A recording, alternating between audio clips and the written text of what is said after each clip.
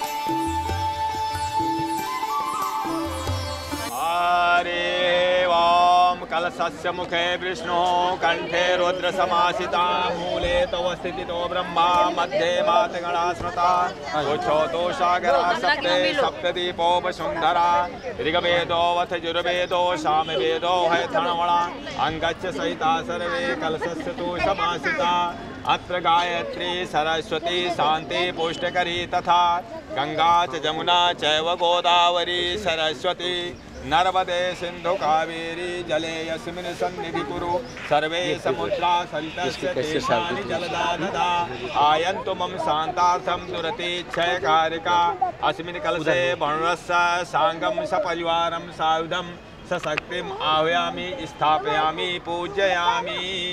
ओम तत्यां ब्रह्मणा मन्दमानस्तदसस्ते यजमानो हविर्भिः अहेदमानो वरुणेः बोधिवृषभुम समाने आयो प्रमोखी। सब लोग हाथ जोड़ लीजिएगा।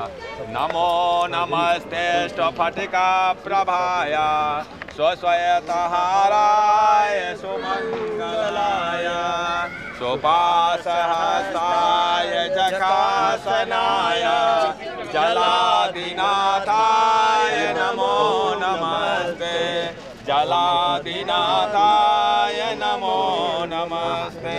बोलो वरुण देवता महाराज की जय।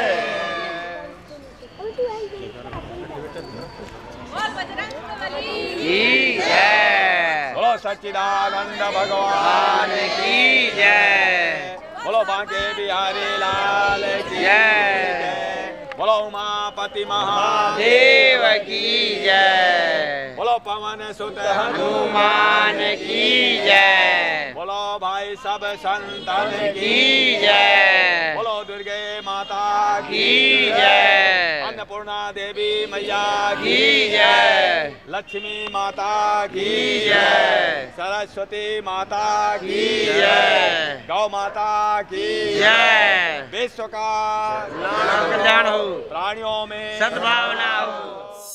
की ताली ताली है बस, ये ताली ताली है बस, बाकी सब है खाली। बजाओ राधा नाम की ताली, बजाओ राधा नाम की ताली।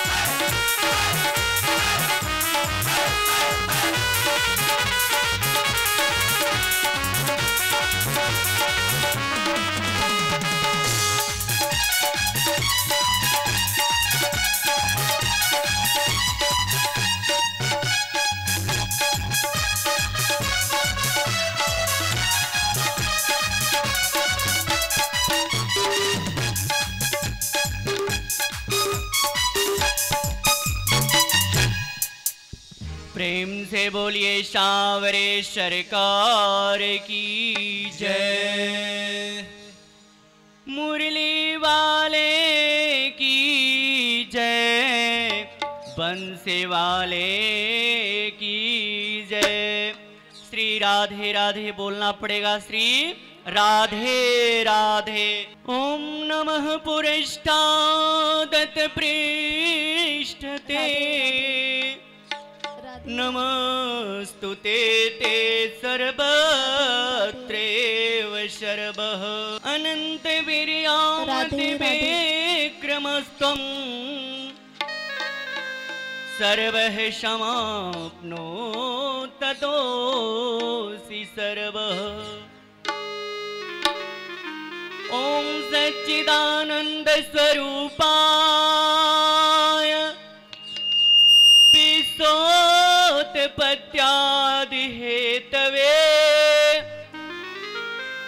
तापत्रय विनाशाय श्री कृष्णाय वयं नमः।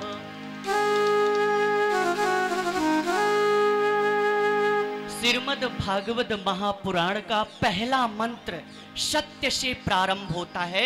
सच्चिदानंद स्वरूपाय विश्वोत्पत्त्यादि हेतवे। अर्थात श्रीमद् भागवत महापुराण का पहला मंत्र सत्य से प्रारंभ होता है और लास्ट सत्य, अर्थात जब पूर्णाहुति होगी तो सत्य से ही समापन होगा। तो भागवत महापुराण का पहला मंत्र सच्चिदानंद स्वरूपाय विश्वोत्पत्त्यादि हेतवे। परम पिता परमेश्वर जो जगत की उत्पत्ति करते हैं, स्थिति करते हैं और प्रलय करते हैं, अर्थात गॉड। गॉड का मतलब, जी का मतलब जनरेटर, ओ का मतलब ऑपरेटर एंड डी का मतलब डिमोलिशर। सच्चिदानंद स्वरूपाय विश्वोत्पत्त्यादि हेतवे तापत्रय विनाशाय। परम पिता परमेश्वर तीन प्रकार के तापों का नाश करते हैं। एक आध्यात्मिक, आदि भौतिक और आदि दैविक, तीनों प्रकार के तापों का नाश करने वाला है कौन? परम पिता परमेश्वर अर्थात सांवरे सरकार। सच्चिदानंद स्वरूपाय विश्वोत्पत्त्यादि हेतवे तापत्रय विनाशाय श्री कृष्णाय वयं नमः। हे श्री कृष्ण, हे गोविंद, हे माधव, हे नंद नंदन नंदलाल, हे घनश्याम, हम सभी लोग मिलकर आपके चरणों में प्रणाम करते हैं। श्री राधे राधे बोलना पड़ेगा। श्री राधे राधे। नैमिषारण्य क्षेत्र के विषय में कितने लोगों को पता है? श्रीमद् भागवत महापुराण की कथा नैमिषारण्य क्षेत्र में प्रारंभ हुई है। कितने लोगों को पता है कि नैमिषारण्य क्षेत्र कहाँ है? यूपी में, लखनऊ के पास सीतापुर, सीतापुर के पास वहां नैमिषारण्य क्षेत्र है। उस नैमिषारण्य क्षेत्र में, उस नैमिषारण्य क्षेत्र में विराजमान हैं सूत जी। व्यास गद्दी पर सूत जी बैठे हुए हैं और शौनक आदि 88,000 ऋषि, 88,000 ऋषि एक पंक्ति में हाथ जोड़कर सूत जी को प्रणाम करते हैं और प्रार्थना करते हैं, हे सूत जी, अज्ञान ध्वांत विध्वंस कोटि सूर्य समप्रभ। अरे सूत जी, आपका ज्ञान अज्ञानता में अंधकार को मिटाने वाला करोड़ों सूर्यों के समान है। हे सूत जी, हे ऋषिवर, आपकी कृपा यदि किसी मनुष्य पर हो जाए, समझ लो उसका कल्याण हो गया, जन्म जन्मांतर का उसका पुण्य उदय हो गया।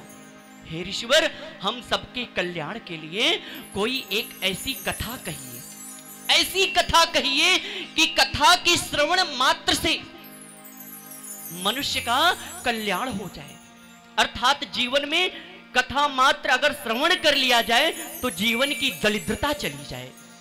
जीवन में जो अज्ञान है, नाना प्रकार के विषय वासनाओं में ये निगुरा मन फंसा हुआ है, इस मन को आध्यात्मिक चेतना मिल जाए, आध्यात्मिक जागृति आ जाए, आध्यात्मिक उसका विकास हो जाए, वह अध्यात्म के पथ पर चलने लगे।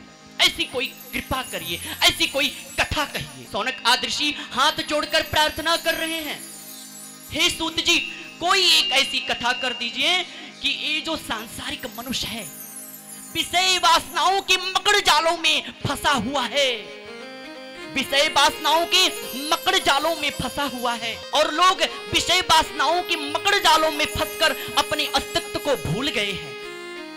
तो ऐसी कोई कथा कहिए कि जिससे उनको बोध हो जाए, उनको आत्म तत्व का बोध हो जाए।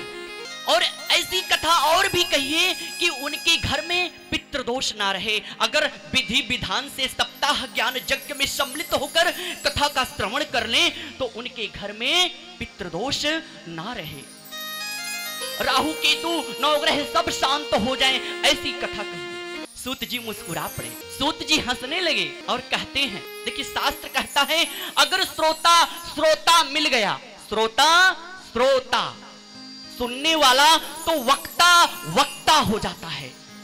अर्थात जो भी बोलेगा सर्व सिद्धांत की बात बोलेगा, लेकिन अगर श्रोता सोता मिल गया, सोता हुआ बैठ गया, तो वक्ता बकता हो जाएगा, बकने लगेगा। श्री राधे राधे बोलिएगा, श्री राधे राधे। सूत जी मुस्कुराए और कहते हैं, हे शौनक आदर्शी, आपने अपने लिए नहीं पूछा है, यह प्रश्न आपने अपने लिए नहीं पूछा है, बल्कि पूरे समाज के लिए, पूरे समाज के कल्याण के लिए पूछा है। और ऐसा प्रश्न आपने पूछकर बहुत अच्छा। काल ब्याल मुख ग्रास त्रास निर्णांस हेतवे, श्रीमद् भागवत शास्त्रेण कलौ किरेण भासितम्। ये जो काल है, सूत जी कहते हैं, यह जो काल है अजगर का रूप बना रखा है, लोगों को पल प्रतिपल क्षण प्रतिक्षण निगलता जा रहा है। किसी को पता है मेरी मृत्यु कब होगी, किसी को नहीं पता है। सभी लोग जानते हैं एक दिन मुझे जाना है, अर्थात 7 ही दिन में आना और 7 ही दिन में जाना है। 7 दिन में जो हमारे पास समय बचा हुआ है, अर्थात इन 7 दिनों में ऐसे क्या कर दें कि वहां पर हमारे लिए रास्ता खुल जाए और प्रभु का परम पद प्राप्त हो जाए। ये जो काल है अजगर का रूप, अजगर का मुख बनाकर लोगों को पल प्रतिपल क्षण प्रतिक्षण निगलता जा रहा है।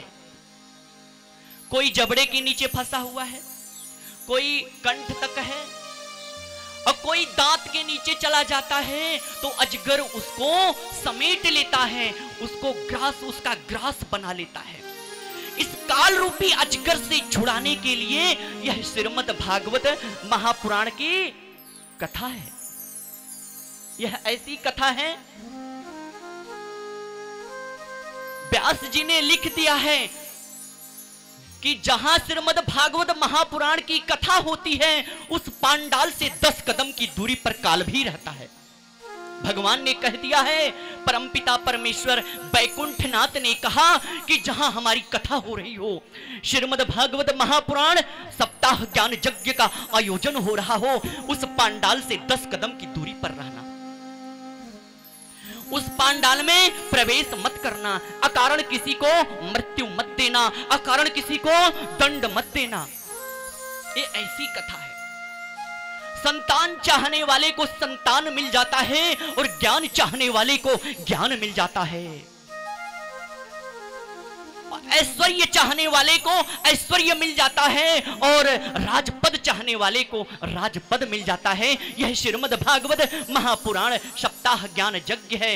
अरे ये ऐसा यज्ञ है, अथाह समंदर है। अगर इसमें आप लोग स्नान करोगे और कोई समझ ले कि इस यज्ञ में मैंने स्नान कर लिया तो मैं परिपूर्ण हो गया, अच्छी बात है, लेकिन जितना भी स्नान करो उतना कम है। एक बार आप लोग हॉलीवुड या बॉलीवुड के गाने सुनोगे तो दूसरी बार सुनने का मन नहीं करेगा, लेकिन एक बार श्रीमद् भागवत महापुराण सप्ताह ज्ञान यज्ञ का श्रवण करोगे और श्रवण करते रहोगे, उतना ही आनंद मिलता चला जाएगा। श्री राधे राधे बोलिएगा। आनंद आ रहा है ना? तो फिर आवाज क्यों नहीं आ रही है? श्री राधे राधे। मैं आपको राधे राधे शब्द कई बार बुलवाऊंगा और राधे का अर्थ भी बता देता हूं अभी इसी वक्त। एक सेठ था, वह क्या करता था, यदि तराजू में कोई सामान रखता और जजमान को अर्थात अपने क्लाइंट को देता तो श्री राधे राधे, झूठ बोलता तो भी श्री राधे राधे, किसी को गाली देता तो भी श्री राधे राधे। सेठ का दिनों प्रतिदिन शरीर डाउन होने लगा और काल का दूत आ गया है। काल के दूत आ गए, सेठ को लेकर जब चले तो कहता है, सेठ थोड़ा रुक जाओ श्री राधे राधे, अभी मैंने पूरा काम नहीं किया, अभी बच्चे की शादी नहीं हुई, अभी मैंने बेटे के लिए फ्लैट नहीं खरीदा, अभी मैंने बैंक बैलेंस नहीं किया, रुक जाओ श्री राधे राधे। काल के दूत ने कहा अगर मैं 1 सेकंड रुक जाऊंगा तो तेरी मृत्यु टल जाएगी, लेकिन ये बता ये श्री राधे राधे क्यों बोलता है, क्या बात है, इससे क्या मिलता है? सेठ ने कहा मुझे भी नहीं पता, और लोग श्री राधे राधे बोलते हैं, मैं भी श्री राधे राधे बोलता हूं, आप ही बता दो अगर आप जानते हो। उस दूत ने कहा मुझे भी नहीं पता है। तब नहीं पता अपने मालिक से पूछ के बता दो। दूतों ने उस सेठ को लिया और लेकर चले गए अपने मालिक जमराज के पास, और जमराज से पूछा कि साहब यह श्री राधे राधे बोलता है, आप बताओ इसका अर्थ क्या है। जमराज ने कहा मुझे भी नहीं पता श्री राधे राधे का अर्थ क्या है। तो जमराज ने उस सेठ को लिया और लेकर चले गए शंकर जी के पास, और शंकर जी के पास से लेकर चले गए ब्रह्मा जी के पास, क्योंकि शंकर जी को भी नहीं पता था और ब्रह्मा जी को भी नहीं पता था कि श्री राधे राधे का अर्थ क्या है। शंकर ब्रह्मा लेकर उस जीव को कहां पहुंच गए, बैकुंठ धाम, और विष्णु भगवान के श्री चरणों में प्रणाम किया और कहा प्रभु यह श्री राधे राधे बोलता है, इसका अर्थ बता दो। बैकुंठनाथ रमापति ने कहा राधे राधे का यही अर्थ है, इसको सशरीर आप बैकुंठ धाम लेकर चले आए। तो श्री राधे राधे की इतनी महिमा है, प्रेम से बोलना पड़ेगा श्री राधे राधे। परिचिते कथा वक्तुम सभायां संसिते सुके, सुधा कुंभं गृहीतैव देवास्त्र तत्र गम।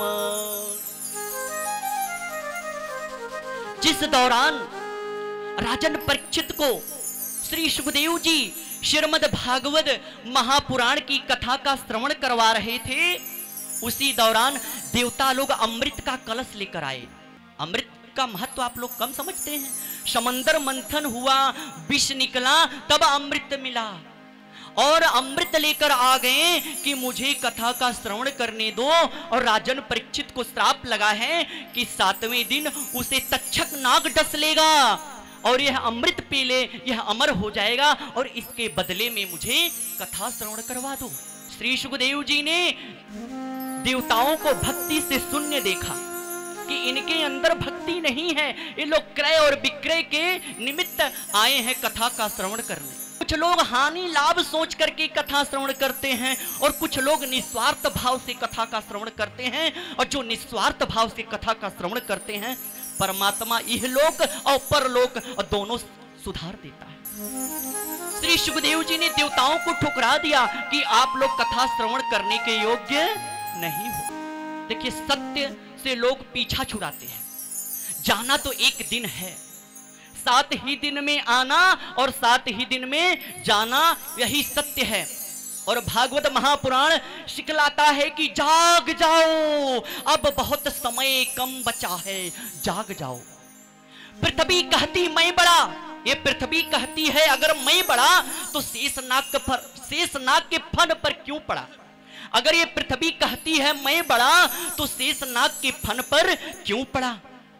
अगर शेषनाग कहता है मैं बड़ा तो शंकर जी के गले में क्यों पड़ा, भैया बता दे। और शंकर जी कहते मैं बड़ा तो रावण के हाथों पर क्यों पड़ा। और रावण कहता मैं बड़ा तो बाली के कांक में 6 महीना क्यों पड़ा। बाली कहता मैं बड़ा तो राम के हाथ पर, राम के हाथों से क्यों मरा। तो राम ही सत्य है। भारत की भोर की पहली ध्वनि राम है। लोग क्या कहते हैं, राम राम जी, राम राम जी। भारत का आगाज राम है और भारत का स्वाभिमान राम है। भारत की संस्कृति राम है और भारत का स्वाभिमान राम है। श्रीमद् भागवत महापुराण यह सिखलाता है कि आप जाग जाओ, अपने आध्यात्मिक बल को जागृत कर दो, अपने अंतर प्रज्ञा के अंतर बल को आप जागृत कर दो। समय बहुत कम है और बस थोड़े ही समय में, अर्थात हम लोग जो महीना वर्ष ये गिनते हैं, अगर भागवत महापुराण यह कहता है गिनकर क्या करेंगे, 7 ही दिन है।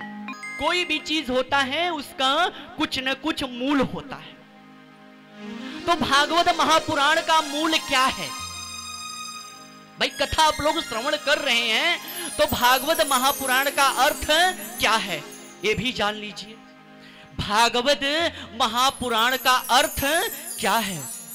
वह भागवत जो विष्णु भगवान के मुख से निकला हुआ शब्द है उसको श्रीमद् भागवत महापुराण कहते हैं। वह भागवत जो विष्णु भगवान के मुख से निकला हुआ शब्द है उसे श्रीमद् भागवत कथा कहते हैं। श्री राधे राधे बोलना पड़ेगा, श्री राधे राधे। जिस दौरान द्वारिकाधीश प्रभास क्षेत्र में थे, उज्जैन के पास जंगल में थे, प्रभास क्षेत्र में, इस धराधाम को छोड़कर इस पृथ्वी को पापों से मुक्त कर दिया, असुरों का वध कर दिया, कंस का वध कर दिया, अघासुर का वध कर दिया, जरासंध का वध कर दिया और इस धराधाम को छोड़कर प्रभास क्षेत्र से बैकुंठ जा रहे थे। उसी दौरान उद्धव जी आ गए। उद्धव जी ने कहा, प्रभु आपके जाने के बाद अधर्म के सहायक कलयुग का प्रादुर्भाव हो जाएगा, अधर्म के सहायक कलयुग का प्रादुर्भाव हो जाएगा। ना यहाँ पर सत्यम नास्ति तपः शौचम दया दानम न विद्यते, ना पृथ्वी पर सत्य रहेगा ना शौच रहेगी, फिर इस गौरवपड़ी पृथ्वी की कौन रक्षा करेगा? तब द्वारिकाधीश ने कहा, मैं कहीं नहीं जा रहा हूं, जहां भी श्रीमद् भागवत महापुराण की कथा होगी उस कथा में आकर इन विजिबल रूप से सम्मिलित हो जाऊंगा। आप लोगों ने सोचा होगा कभी जब आप लोग पांडाल में बैठते हो तो सांसारिक बातें अपने आप भूल जाते हैं। एक कथा पांडाल की महिमा है और जैसे कथा पांडाल से 10 कदम की दूरी पर जाओगे 99 का चक्कर लग जाता है और कथा पांडाल में जब तक रहोगे तब तक आपको प्रभु की ही भक्ति सूझेगी। श्री राधे राधे। सूत जी कहते हैं, हे सौनक आदि ऋषियों, अब मैं विचार करके एक ऐसी कथा कहता हूं। वह कथा मुझे अपना अनन्य शिष्य मान करके सुखदेव जी ने एकांत में सुनाया था। वह है श्रीमद् भागवत महापुराण की कथा और मैं आपके प्रेम के वशीभूत होकर के इस कथा को आपसे कहने जा रहा हूं। एक बार योग ऋषि नारद जी को आप लोग जानते हैं ना। एक बार योग ऋषि नारद जी विविध लोकों का भ्रमण करते हुए, पूरे संसार का भ्रमण करते हुए कहां आ गए? मर्त्यलोक में। और यहां मर्त्यलोक में सबसे पहले कहां गए? हरिद्वार, कुरुक्षेत्र, सेतुबंध, रामेश्वर, कई ऐसे दिव्य क्षेत्रों का भ्रमण करते रहे, लेकिन नारद के मन को संतोष देने वाली शांति नहीं मिली। नारद जी क्या देख रहे हैं? संसार में क्या फैला हुआ है, घर घर की स्थिति क्या है, घर घर में क्या हो रहा है, नारद जी देख रहे हैं और व्यास जी ने उसको लिख दिया है। सत्यम नास्ति तपः शौचम दया दानम न विद्यते, उदंबरो जीववरा का कूट भाषिणः। पृथ्वी पर न सत्य है, न शौच है, न दया है, न दान है। लोग पेट की पूर्ति के लिए मिथ्या भाषण कर रहे हैं, पेट की पूर्ति के लिए मिथ्या भाषण कर रहे हैं। तरुणी प्रभुता गेहि स्याल को बुद्धिदायक है।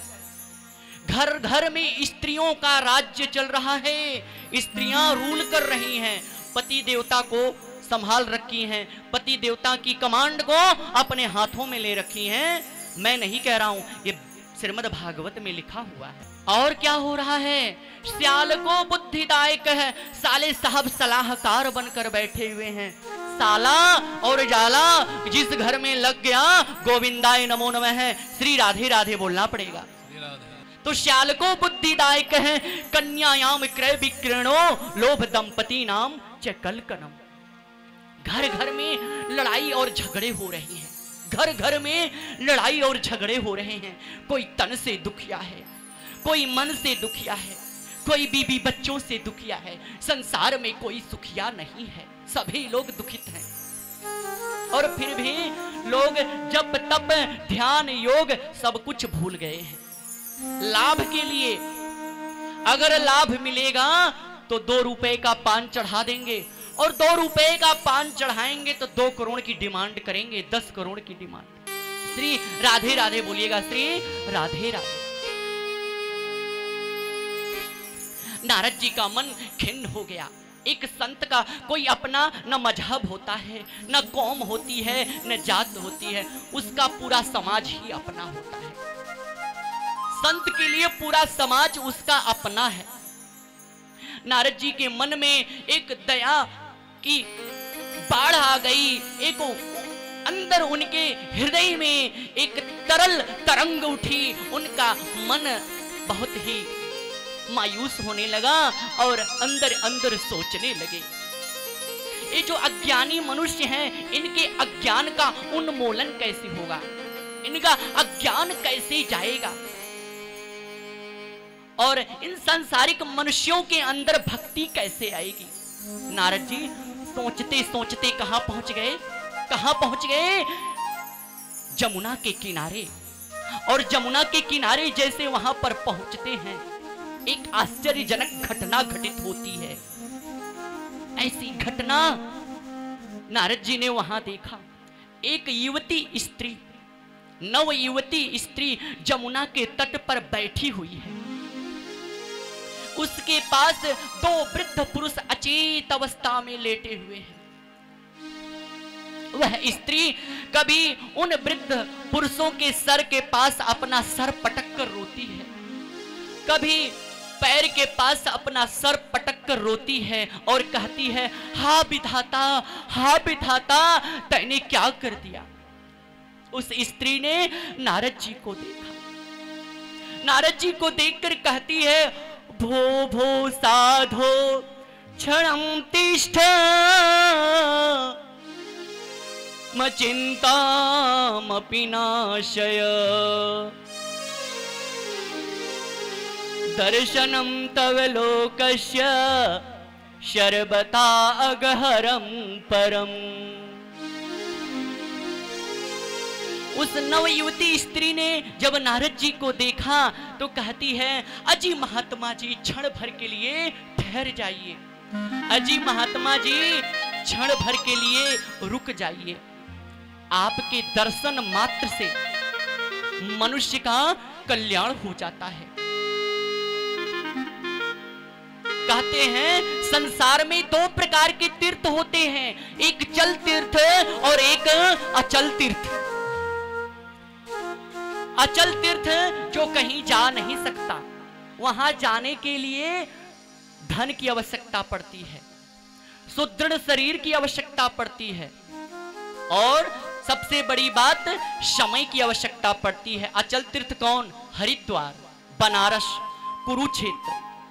लेकिन चल तीर्थ वह तीर्थ होता है जो संत महात्माओं के रूप में चलकर आते हैं, सत्संग करते हैं, ज्ञान की गंगा बहा देते हैं, और उस ज्ञान की गंगा में लोग स्नान करके पवित्र और पावन हो जाते हैं। वैसे ही आप चल तीर्थ के रूप में मेरे यहां आप चल के आए हो। हे ऋषिवर, अब आप हम पर कृपा कर दो। भो भो साधु क्षणम तिष्ठ मचिंतामपि नाशय। अजी महात्मा जी क्षण भर के लिए मेरे ऊपर कृपा कर दो। तब नारद जी ने पूछा, हे देवी आप हो कौन? हे देवी आप हो कौन? तब उस स्त्री ने कहा, आप जानना चाहते हैं तो मेरा इतिहास सुन लीजिए। अहम भक्ति रीति ख्याता इमो तनयो मतो ज्ञान वैराग्य नामानो काल योगेन जर्जरो। हे महात्मा जी, मेरा नाम भक्ति है, मैं जो हूं मेरा नाम भक्ति है। ये जो 2 वृद्ध पुरुष पड़े हुए हैं हमारे सामने, ये ज्ञान और वैराग्य मेरे पुत्र हैं।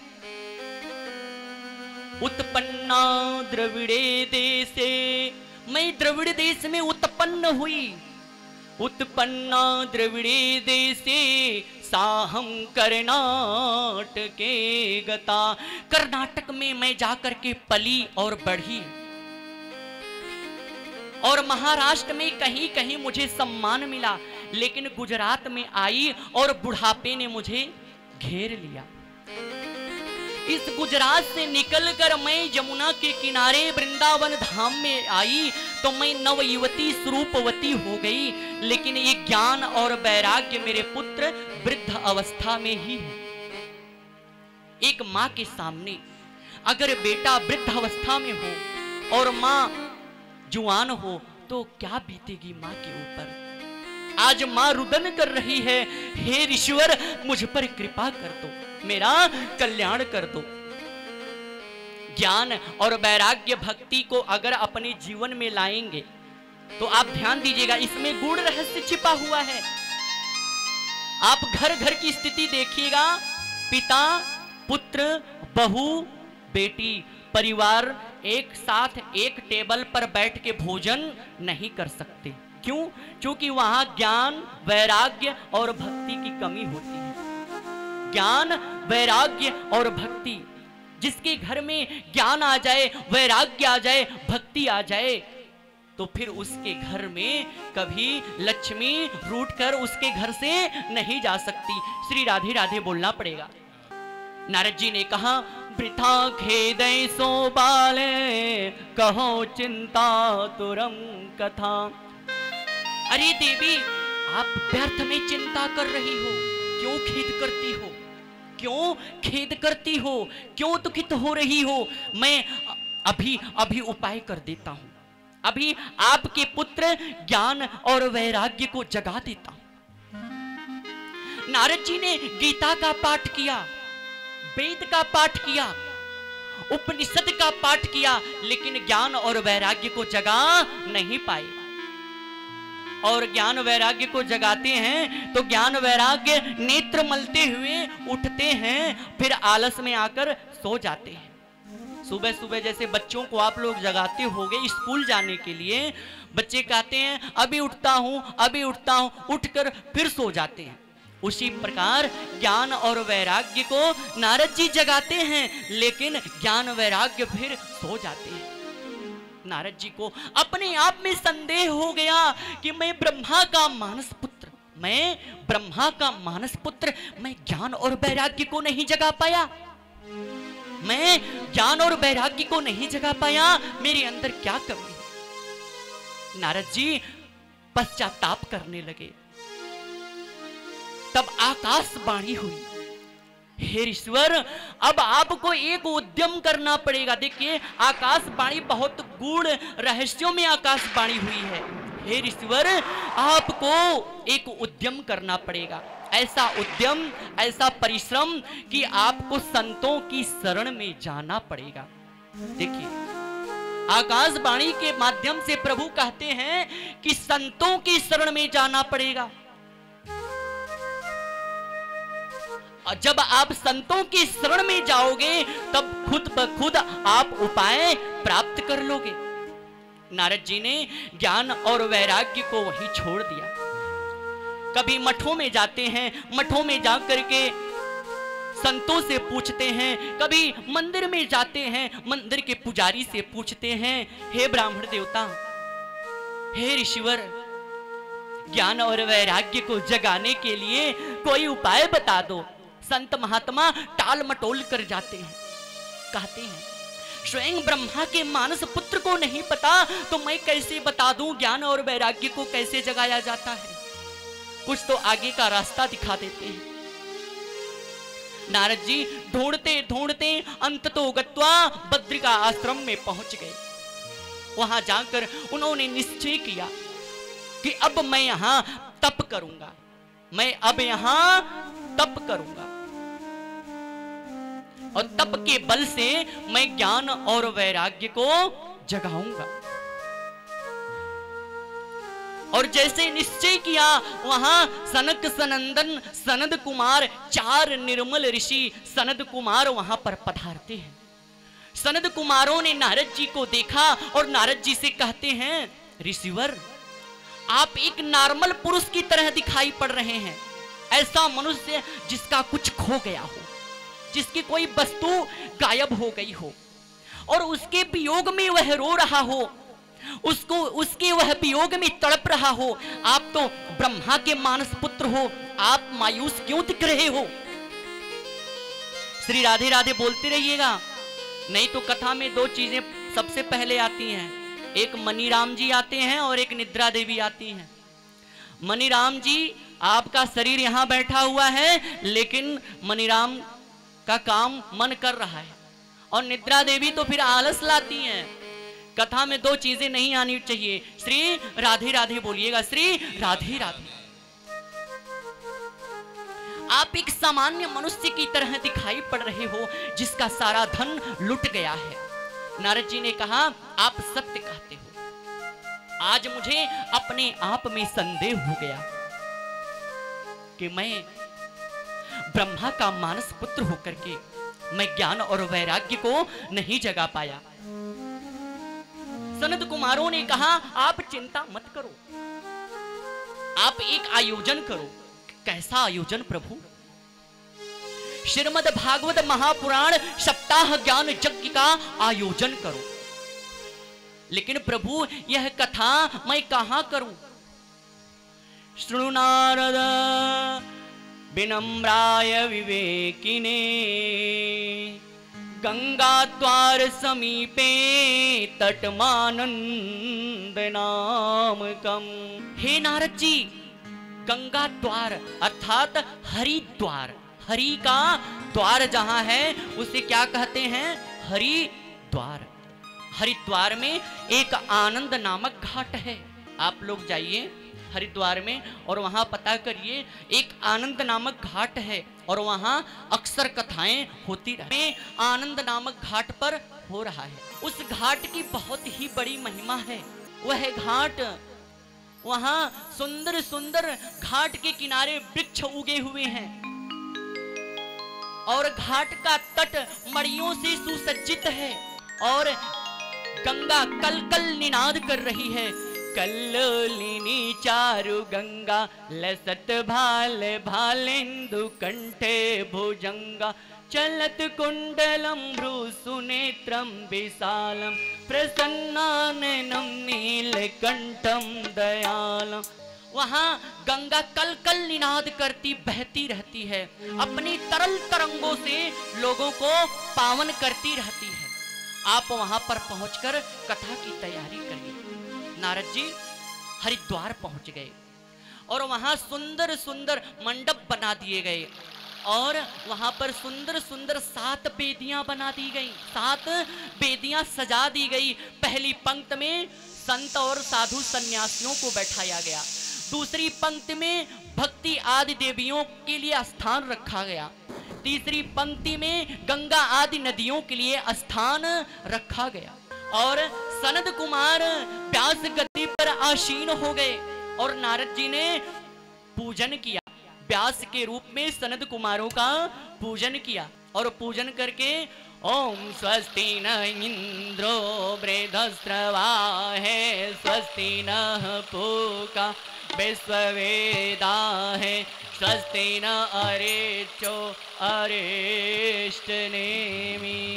प्रेम से बोलिए सांवरे सरकार की जय। मोहना तेरे संग में रहेंगे, ओ मोहना तेरे संग में रहे, संग में रहेंगे, ओ मोहना, ओ मोहना, ओ सोहना, ओ मोहना, ओ सोहना, ओ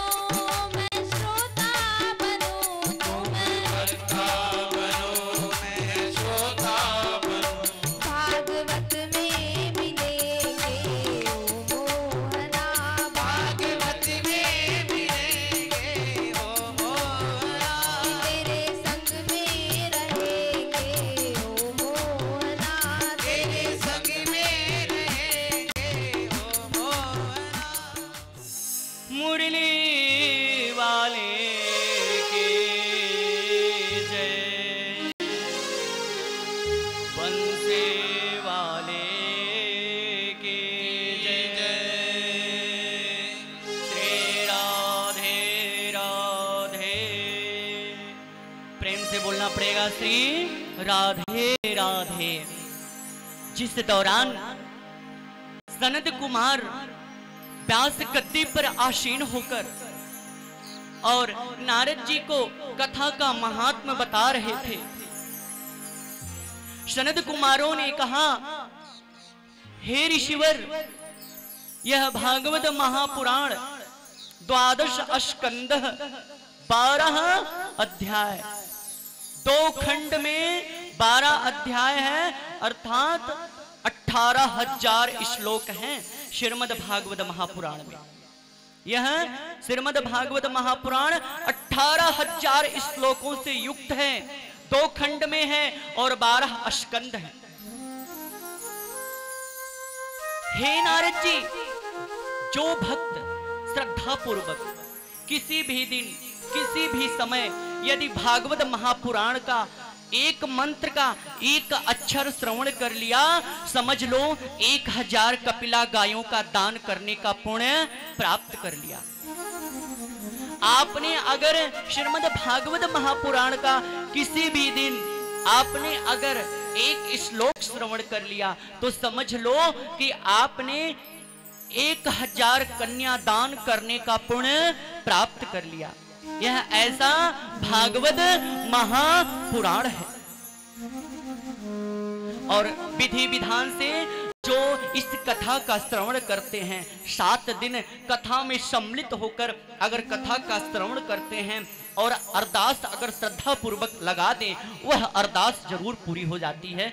यह भागवत महापुराण में लिखा हुआ है, लास्ट के स्कंद में लिखा हुआ है कि धन चाहने वालों को कथा कैसी करवानी चाहिए, पुत्र चाहने वाले को कथा कैसी करवानी चाहिए, राजपद चाहने वाले को कथा कैसे करवानी चाहिए, सारा विधान लिखा हुआ है श्रीमद् भागवत महापुराण में।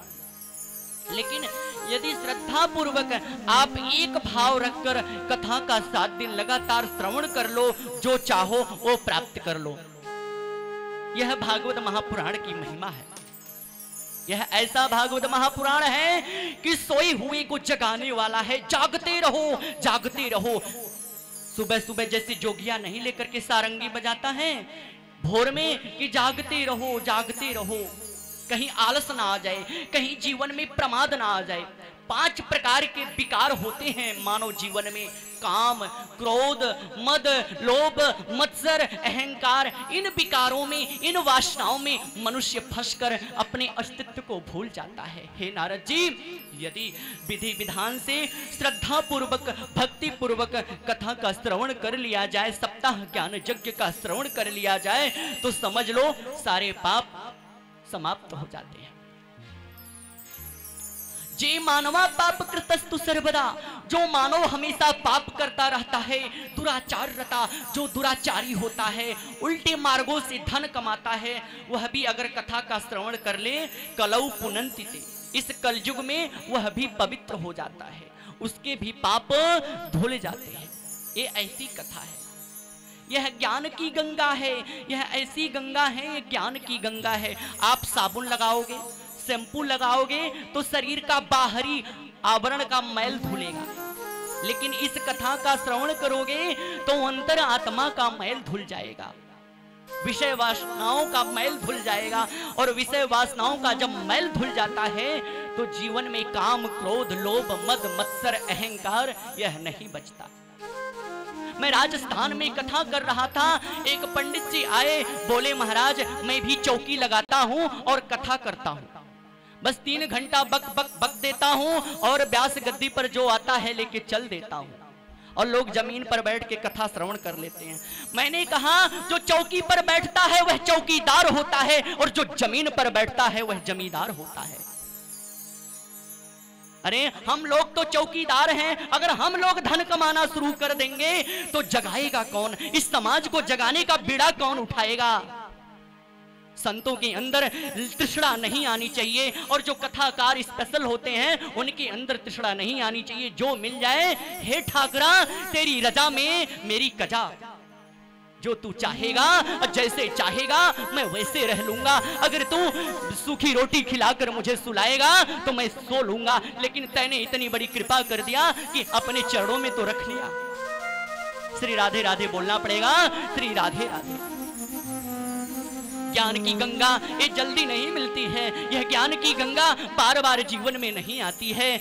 कहीं किंचित काल, साल 2 साल 6 महीने पे मिल जाए और ज्ञान की गंगा अगर आपके इलाके में आ जाए, आपके अगर गली में आ जाए, आपके प्रांगण में आ जाए, आपके पार्क में आ जाए, तो उस ज्ञान गंगा को छोड़ना मत, उस ज्ञान गंगा में आकर स्नान करना नित्य प्रति।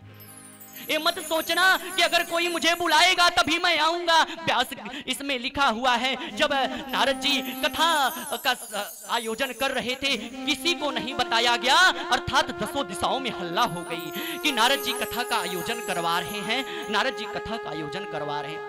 अरे जो लोग शर्माते थे वे इस बदल बदल कर चले गए कथा का श्रवण करने के लिए। ये ऐसी कथा है। श्री राधे राधे बोलना पड़ेगा, श्री राधे राधे। भागवत महापुराण कहता है कि जागो, जब जागो तभी सवेरा, और श्रद्धा भक्ति भाव से एक बार गंगा में स्नान कर दो, यह ज्ञान गंगा है, तो समझ लो सारे पाप धुल गए और जो अरदास लगा दिए वह पूरा हो गए।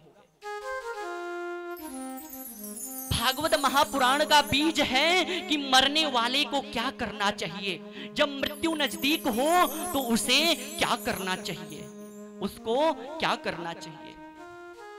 जिस दौरान श्रीमद् भागवत महापुराण की महिमा बखान कर रहे थे, कथा का श्रवण करवा रहे थे, वहां एक आश्चर्यजनक घटना घटित हुई। क्या कि बेचल बेचल बेचला नाम देव बेठेला, बीठल बीठल बीठेला नाम देव बीठेला, बेचल बेचल बेठेला नाम देव बेठेला, बीठल बीठल बीठेला नाम देव बीठेला, बीठल बीठल बेठेला नाम देव बेठेला, बीठल बीठल बीठेला नाम देव बीठेला।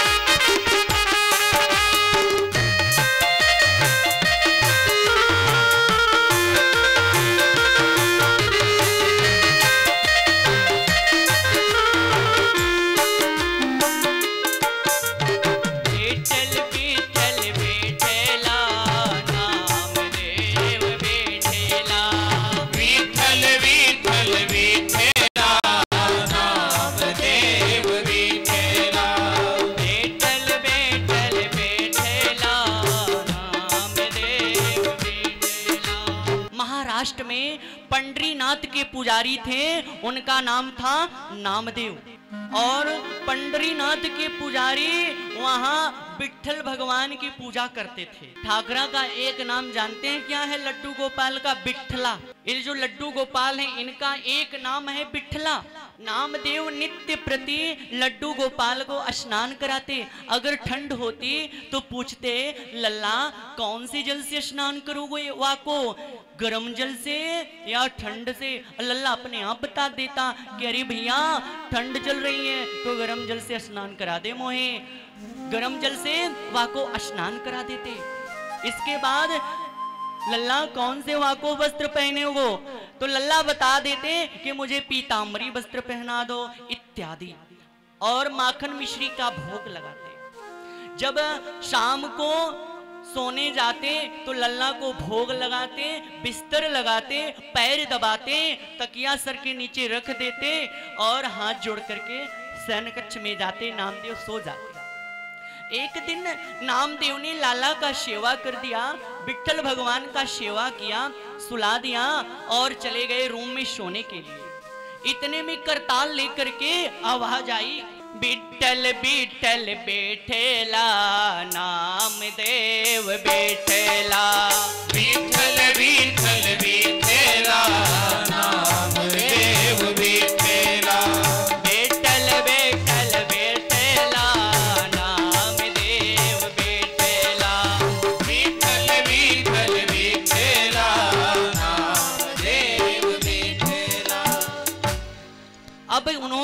श्रवण किया कि कोई कीर्तन कर रहा है और क्या कह रहा है, विठ्ठल विठ्ठल विठ्ठला, और मेरे नाम का भी कीर्तन कर रहा है, नामदेव विठ्ठला। जब नामदेव ने सुना कि मेरे नाम का कौन कीर्तन कर रहा है, तो उठकर चले गए विठ्ठल के रूम में। अब विठ्ठल के सन कक्ष में गए तो इधर देख रहे हैं विठ्ठल भगवान करताल लेकर के बिच्छल बिच्छल बिछला और नामदेव बिच्छला झूम रहे हैं। अरे प्रभु, आप ऐसे क्यों मुझे नरक में डाल रहे हो? आप मेरे नाम का क्यों कीर्तन कर रहे हो? मैं तो मुमुक्षु हूँ, मैं तो अज्ञानी हूँ, मैं तो एक सांसारिक जीव हूँ, आप मुझ पर कृपा करो प्रभु। तब विठ्ठल भगवान ने कहा, नामदेव एक बात बता, तू मेरे नाम का कीर्तन करता है, तुझे आनंद आता है? अरे प्रभु मत पूछो, बहुत आनंद आता है। तो उसी प्रकार मुझे भी तेरा नाम लेने में आनंद आ रहा है और मुझे भी कीर्तन करने दे। उस दिन से पंडरीनाथ के पुजारी वहां जो भी हैं, वो आज भी कीर्तन वहां चलता रहता, यही कीर्तन कि विठ्ठल विठ्ठल बैठेला नामदेव बैठेला, विठ्ठल विठ्ठल विठ्ठला नामदेव विठ्ठला, विठ्ठल विठ्ठल बैठेला नामदेव बैठेला, विठ्ठल विठ्ठल विठ्ठला नामदेव विठ्ठला। कीर्तन करते करते ज्ञान और वैराग्य सभा में पहुंच गए। जय जयकार होने लगा, पुष्प वर्षा होने लगी। ज्ञान वैराग्य वृद्ध अवस्था में थे, सत्संग प्राप्त कर कर वे नौजवान हो गए, युवक हो गए और वहां कीर्तन हो रहा है। स्वयं विष्णु भगवान उस कथा पंडाल में पहुंच जाते हैं। प्रहलाद, ध्रुव महाराज, बड़े बड़े संत, पराशर, मेधातिथि, च्यवन, गौतम ऋषि, जितने बड़े बड़े संत थे सब कथा में आ गए। सत्संग की गंगा में जब रोज नहाओगे, सत्संग की गंगा में जब रोज नहाओगे, सत्संग की गंगा में जब रोज नहाओगे, सत्संग की गंगा में जब रोज नहाओगे, सत्संग की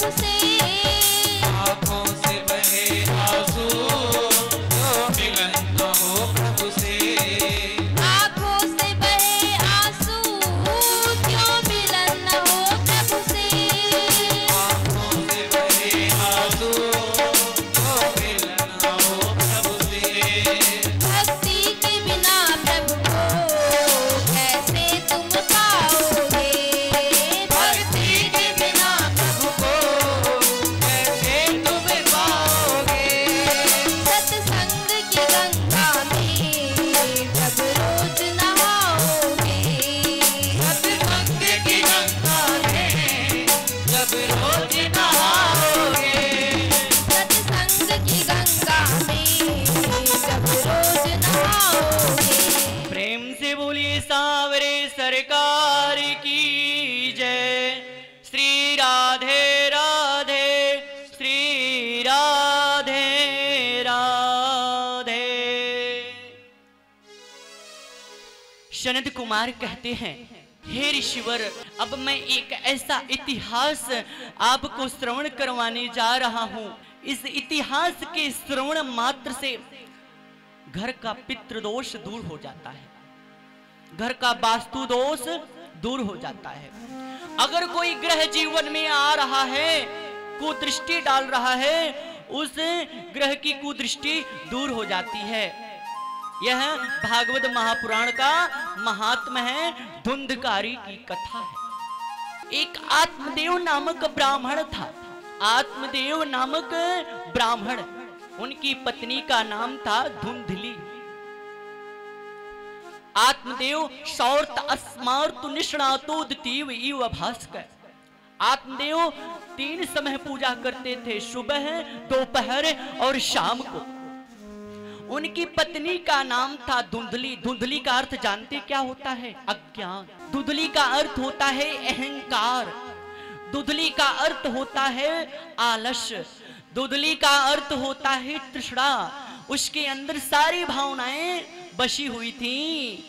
वह अगर द्वार पर कोई भिखारी आ जाता तो धुंधली कहती दूसरा रास्ता देख। अगर कोई मांगने उसके द्वार पर जाता तो उसे डांट कर वहां से भगा देती धुंधली। लेकिन धन धान ऐश्वर्य से युक्त थी, लेकिन दान देना नहीं चाहती। आत्मदेव सीधा साधा ब्राह्मण था। सुबह शाम दोपहर भगवान का पूजा करता, भिक्षा मांगता और भिक्षा मांगकर जीव को उपार्जन करता। समय बीतता चला गया और काल का चक्र चलता चला गया। आत्मदेव के पास धन धान ऐश्वर्य सब कुछ था, लेकिन एक चीज की कमी थी, संतान उसके जीवन में नहीं। और आस पड़ोस के लोग ताने बानों के जाल में जकड़ने लगे। वो देखो जा रहा है, उसके जीवन में संतान ही नहीं है, उसके घर में संतान नहीं है। अक्सर लोग ज्यादा अपने दुख से दुखी नहीं हैं, दूसरों के सुख से दुखी रहते हैं। श्री राधे राधे बोलना पड़ेगा। अरे कुछ लोग तो आते हैं, कहते हैं महाराज ऐसी पूजा करो कि पड़ोसी के घर में आग लग जाए। अरे जा मूर्ख, अगर पड़ोसी के घर में आग लगेगी तो लपट किसके घर में जाएगी? अगर आप आसमान में मुख करके थूकेगा तो वह थूक किसके मुख पर आएगा? श्री राधे राधे बोलना पड़ेगा। तो धुंधली के पास सब कुछ था, लेकिन संतान का सुख नहीं था। और आत्मदेव ने संतान प्राप्ति के लिए यज्ञ करवाया, लेकिन यज्ञ सफल नहीं हुआ। एक दिन सैद्यो दुखाद गृहम तक्त्वा वनम गता। एक दिन वह ब्राह्मण रात्रि के वक्त दुखित होकर के घर छोड़ दिया और जंगल निकल पड़ा। जंगल में चला गया। सुबह का वक्त था, सरोवर में गया और जल पी रहा था। उसी दौरान एक संत महात्माओं की टोली को देखा और उस टोली को देख करके संतों के शरण में जाकर गिर पड़ा। संतों से कहा त्राही माम, त्राही माम, त्राही माम, रक्षा करो, रक्षा करो। संतों ने कहा हे ब्राह्मण देवता, आप कौन हो? आप अपने दुख का कारण बताओ। आप क्यों दुखित हो, क्यों पीड़ित हो, क्या आपको किस चीज की कमी है?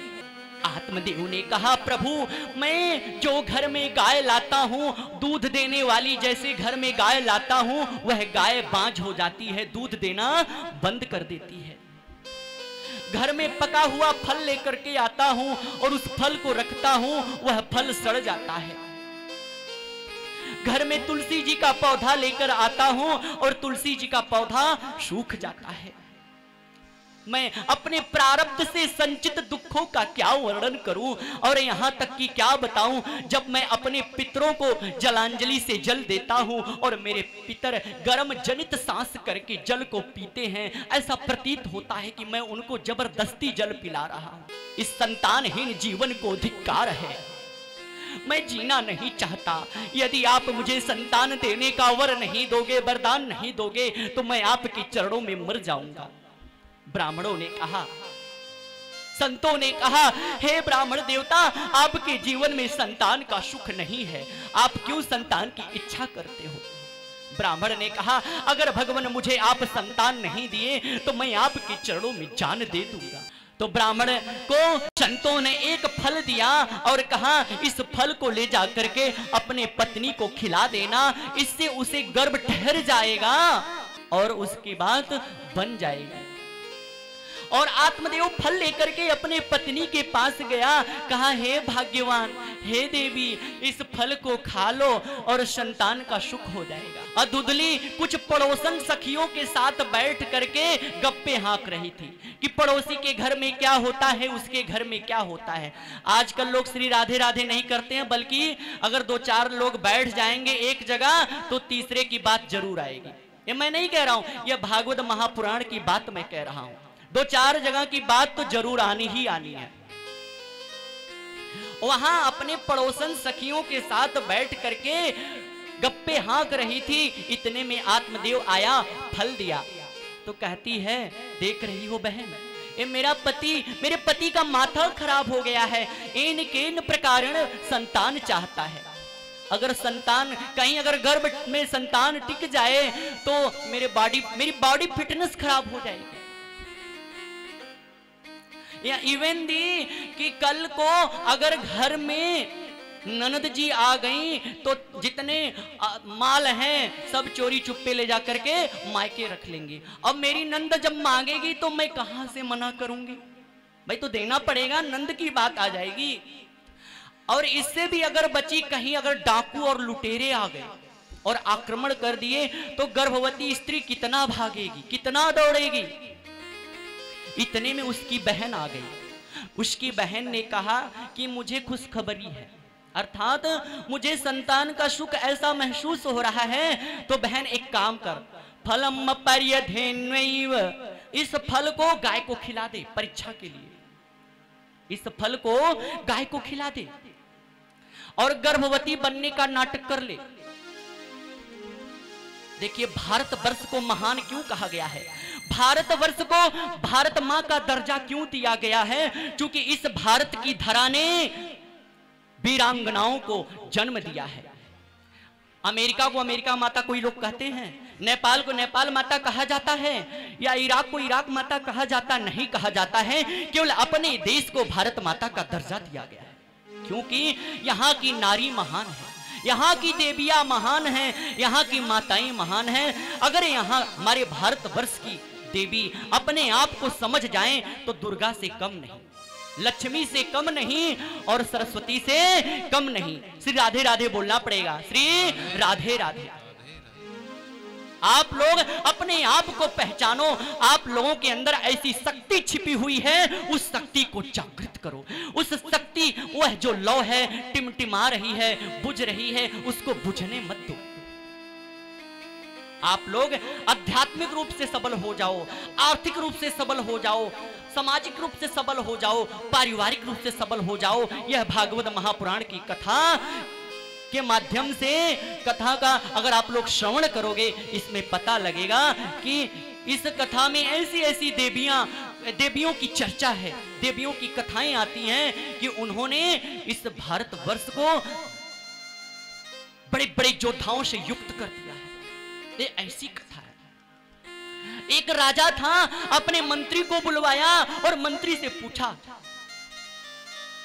मुझे 3 प्रश्नों का उत्तर चाहिए, अगर मंत्री तैने उत्तर नहीं दिया तो मैं तुझे सूली पर लटका दूंगा। मंत्री ने कहा, साहब आप प्रश्न पूछिए। पहला प्रश्न है, ध्यान दीजिएगा कहीं बात दिमाग से स्लिप ना कर जाए। पहला प्रश्न है कि भगवान कहां बैठता है, भगवान कहां बैठता है। दूसरा प्रश्न है, भगवान का मुख किधर है। और तीसरा प्रश्न है, भगवान क्या करता है। 3 प्रश्नों का उत्तर चाहिए। मंत्री का दिमाग उड़ गया, वो सोचा कि कोई सामाजिक राजनैतिक प्रश्न पूछेगा, लेकिन तो ये ऐसा प्रश्न पूछ दिया कि उत्तर ही नहीं आ रहा है। मंत्री ने 5 दिन का अवकाश मांगा कि प्रभु 5 दिन का टाइम दे दीजिए, 5वें दिन मैं आपको उत्तर दे दूंगा। दिन प्रतिदिन समय बीतने लगा, समय बीतने लगा। और इसके बाद क्या हुआ, हमारे बीच में चित्रा बिहार से पधारी हुई बहन थी पिंकी जी और रेणु सचदेवा। अभी विगत दिनों आपके यहाँ कथा चली है चित्रा बिहार में, 7 दिन का आयोजन हुआ था और बड़े धूमधाम से कथा करवाई थी। काफी 1000 लोगों का डेली लंगर चलता था और धूमधाम से कथाएं चलती थी। आपने समय दिया कथा में आकर के, बहुत बहुत ठीक आ रही है, कोई बात नहीं। तो क्या हुआ कि उसने 3 प्रश्न का उत्तर जब पूछ लिया राजन ने कि भगवान कहां बैठता है, भगवान का मुख किधर है और भगवान क्या करता है, 3 प्रश्नों का उत्तर चाहिए।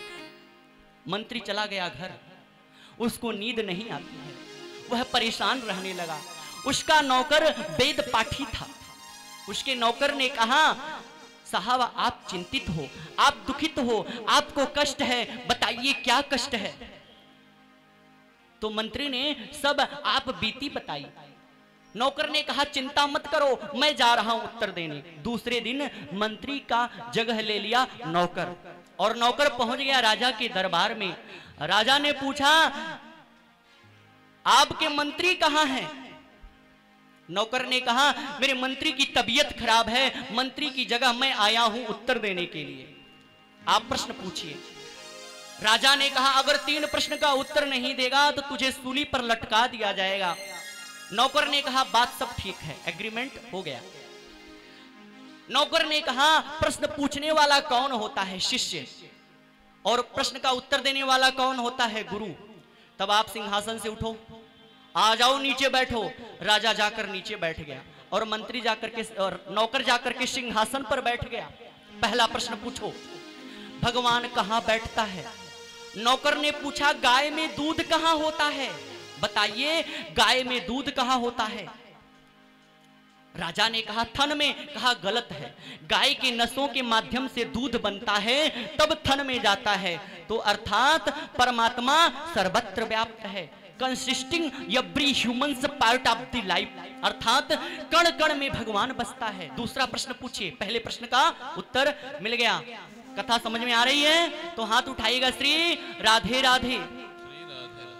दूसरा प्रश्न भगवान का मुख किधर है? कैंडल जलवाया और कैंडल जलवाया, नौकर ने एक कैंडल जलवाया और पूछा इस लोक का मुख किधर है बताइए। तो कभी इधर कभी उधर कभी उधर। तो दूसरे प्रश्न का भी उत्तर मिल गया। तीसरा प्रश्न पूछिए भगवान क्या करता है? समझ में नहीं आया? इसके अभी कुछ क्षणों के पहले क्या था? राजा था और इस समय क्या है? नौकर है।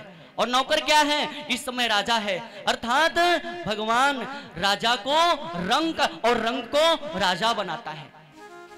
श्री राधे राधे बोलना पड़ेगा, श्री राधे राधे। उसकी बहन ने कहा दुधुली से गर्भवती बनने का नाटक करो और जब मुझे 9वें या 10वें मंथ संतान की प्राप्ति हो जाएगी तो ला करके मैं संतान वा को दे दूंगी। बात बन गई। इधर धुंधली ने तकिया लगाया और गर्भवती बनने का नाटक कर लिया। श्री राधे राधे बोलना पड़ेगा, श्री राधे राधे। समय बीतता चला गया, समय बीतता चला गया। जब उसकी बहन को संतान हुआ और संतान ले जाकर के अपनी बहन को दे दिया और उसकी बहन ने उसके बदले उसे बहुत सारा धन दे दिया, जायदाद दे दिया। 10वें महीने उसे संतान रत्न की प्राप्ति हो गई और उधर 11वें महीने उस गाय से भी एक मनुष्याकार बच्चा हो गया। आत्मदेव को पता लगाया धूमधाम से। जब आत्मदेव को पता लगा तो धूमधाम से आत्मदेव ने नाम संस्कार किया, जात का संस्कार किया, नामकरण संस्कार इत्यादि करवाया। सब लोग कहने लगे ये देखो वही आत्मदेव है। एक समय ऐसा था इसके घर में संतान का सुख नहीं है, आज प्रभु की ऐसी कृपा हुई कि इसको भी संतान का सुख, और इससे बड़ी कृपा यह हुई कि इसकी गाय से भी मनुष्याकार बच्चा हो गया। दोनों बालक धीरे धीरे बढ़ने लगे।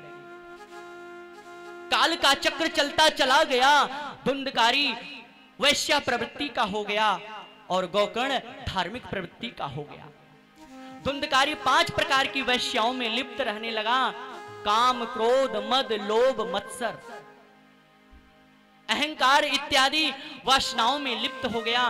दूसरों से धन लूट लेता, अनर्गल बातें करता, जो रास्ते से धन लेकर के जाते थे उनसे छोड़ लेता था और वैश्याओं को ले जा करके धन देता। एक दिन वैश्याओं ने बहुत सारा धन मांग किया कि मुझे इतने धन से काम मेरा नहीं चलेगा, मुझे और धन चाहिए, और धन चाहिए। आप बताइए, हम लोग पेट की पूर्ति करते रहते हैं, पूर्ति करते रहते हैं। सुबह खाए, फिर शाम को स्वादिष्ट भोजन चाहिए, फिर अगले दिन स्वादिष्ट भोजन चाहिए। होने लगी, हाय हाय, हे विधाता, इससे अच्छा मैं बांझ होती, मुझे संतान का सुख नहीं होता। ये तो दुर्दशा नहीं देखनी पड़ती। और रात में चिंतन करते करते वह पश्चाताप करने लगी और जाके कुएं में गिर गई और अपना जान दे दी। एक माँ के ऊपर क्या बीतेगी जब उसका बेटा उसे गाली दे। एक वह माँ जो अपने खून पसीने से अपने बालक को पालती है, 9 महीने पेट में धारण करती है, गर्भ में धारण करती है, और वही बच्चा जब बढ़कर सयाना हो जाए और माँ को गाली दे या थप्पड़ मारे तो माँ के ऊपर क्या बीतेगा। एक बेटा था, अपने माँ से कहता, छोटा सा बालक था, अपने माँ से कहता, मैया जब मैं बड़ा हो जाऊंगा तेरे लिए मैं बंगला बनवाऊंगा। हे माँ, जब मैं बड़ा हो जाऊंगा तेरे लिए कोठी बनवाऊंगा, नौकर चाकर लाऊंगा, गाड़ियां खरीद दूंगा, जहां भी कहीं जाएगी सत्संग में गाड़ी में बैठा कर लेके जाऊंगा, हरिद्वार ले चलूंगा तुझे, गया ले चलूंगा, बनारस ले चलूंगा, चारों धाम करवाऊंगा। माँ ने परीक्षा के लिए एक दिन क्या किया, उसका बेटा सोया हुआ था, थोड़ा सा जल ली और जल ले जा करके बेटे के मुख पर फेंका। बेटा कहता है, माँ ये क्या हो गया तुझे, अब मत करियो। फिर दूसरे दिन वही बेटा सोया हुआ था, फिर ले जाकर जल फेंक दिया उसके ऊपर। बेटा कहता है, माँ तू पागल हो गई है क्या, एक दिन तो मैंने मना किया कि जल मत फेंकना, फिर आज जल फेंक दी, मुझे लगता है कि तेरी बुद्धि भ्रष्ट हो गई। तीसरे दिन फिर माँ ने जल फेंक दिया। माँ 100% तू पागल हो गई, अब मैं तुझे पागल खाने ले चलूंगा। अच्छा बेटा, अभी 3 दिन पहले क्या बोल रहे थे, मैं तेरे लिए कोठी बनवाऊंगा, बंगला खड़ा कर दूंगा, गाड़ियां अच्छी से अच्छी गाड़ियां खरीद दूंगा, आज ये क्या कह रहा बेटा। मुझे बेटा आपसे किसी चीज की कोई अपेक्षा नहीं है, बट मैं यही चाहती हूँ आप पढ़ लिख कर बड़े बन जाओ, और मेरा तो प्रभु है, मेरे तो सांवरी सरकार है, वही हम पर कृपा करेंगे, और जिसने प्रभु की शरण ग्रहण कर लिया उसको दर बदर भटकना नहीं पड़ेगा। श्री राधे राधे बोलना पड़ेगा, श्री राधे राधे। प्रेम से बोलिए सांवरे सरकार की जय। बोलो राधे राधे राधे राधे।